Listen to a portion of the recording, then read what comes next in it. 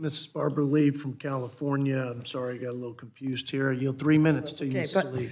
Thank you, Mr. Chairman, and our ranking member, and I too want to associate myself with the remarks of our ranking member and just say a couple of things about this budget. First of all, or a budget. This budget may not be aspirational, or any budget may not be aspirational, but it is a moral document and a reflection of our nation's values.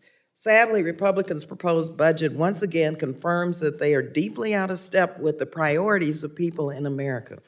We haven't even passed fiscal 2024 spending bills, not all of them at least, until, excuse me, as we propose this budget for 2025 that would actually harm our most vulnerable communities.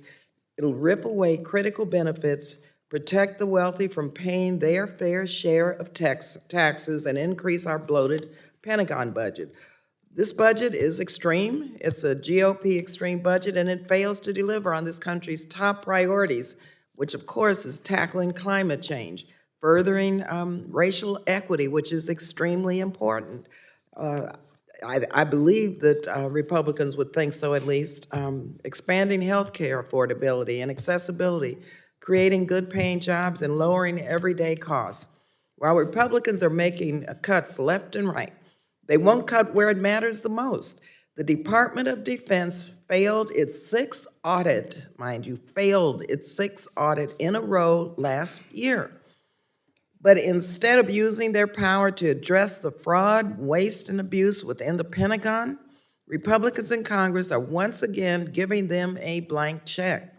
If we cut just $100 billion from the defense budget, like my People Over Pentagon Act would do, we could redirect funding to meet so many of our needs in our communities and, yes, reduce the deficit.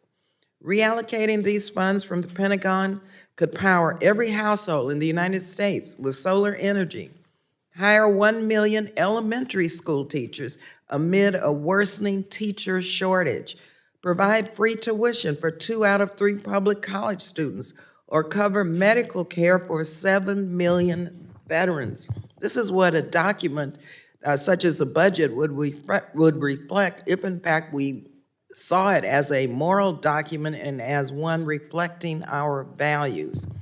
I'm very disappointed that in this extreme GOP budget proposal, it would deepen poverty and increase hardships for working families nationwide. And so I cannot in good conscience vote for a budget that puts profits and politics over people, and that's what this budget is doing, and I urge my colleagues to vote no. I yield the balance of my time. I thank the gentlelady from California, and now yield 3 minutes to my friend, Mr. Blake Moore, our Deputy Chair of the GOP.